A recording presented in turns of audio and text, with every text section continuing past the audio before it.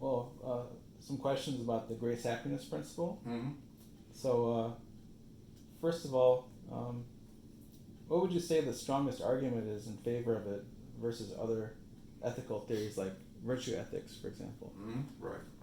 Well, I should say, since you mentioned virtue ethics, I consider virtue ethics can be interpreted as part of the greatest happiness principle. Namely, you can say virtue ethics is to the greatest happiness principle as capital theory is to economics in general.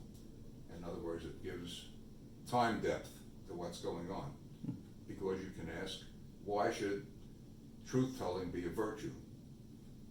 This, by the way, is an argument you find in Hume, essay on the principles of moral, or inquiry on the principles of morals. He said, why should you tell the truth? Well, you should tell the truth because if people catch you in a lie, they won't approve of you, Hmm. and they will feel nasty toward you. Sure. Why should you entertain the virtues of justice, prudence, temperance, all the various things that account. And Hume says that, why should you do this? And you give another reason for what it is that people would look up to you and so forth and so on. And you ask, why should you care if people look up to you? Well, because it's more prosperity, etc., and you keep on going. In other words, he's trying to get down to the basement. And the one point at which you stop is where something is intrinsically good to you. And that has to be pleasure and or the absence of pain.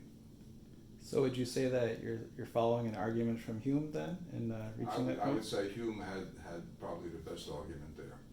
But I could also talk about this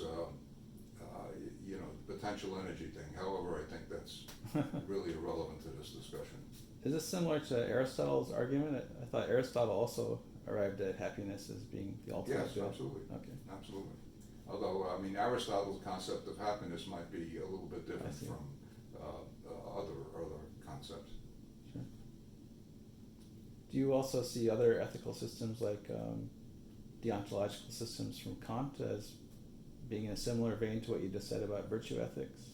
I'm not a great admirer of Kant. Okay. I think, I'll give you one or two examples.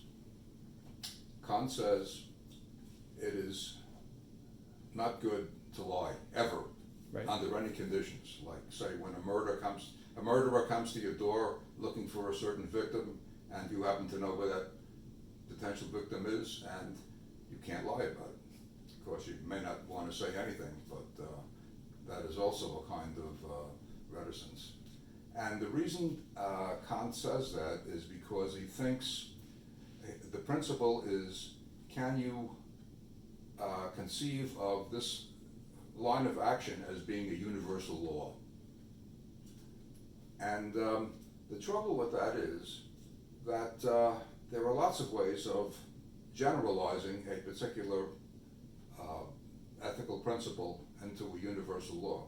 For instance, you can say, yes, you should tell the truth almost all the time, but not when a murderer is coming to your door. That is a general statement also. Right. And as far as Kant should be concerned, that could be generalized. It makes more sense as a general rule, and so forth. So I think Kant's argument basically falls to the ground. Incidentally, this particular line of criticism is also made by Hegel. Hmm. And so that's it. He does not have a proper concept of universals versus particulars here. Okay, so that's Kant as a theorist, as a moralist, you might say. And I have a different set of objections to the concept of, I'm trying to think of the terminology here. Kant says we do not see the real world as it is, but that's underlying that, and I see no real reason why we should make a statement like that. I'm a realist. I think that although we make lots of mistakes, what we see around us is really there, basically. Sure. And in particular, when we can interact with it, and if you interact with something and successfully carry out with what you're trying to do, that's a very good indication that you actually have a grasp of what's really there. So I object to that particular aspect of Kantian. I think Kant.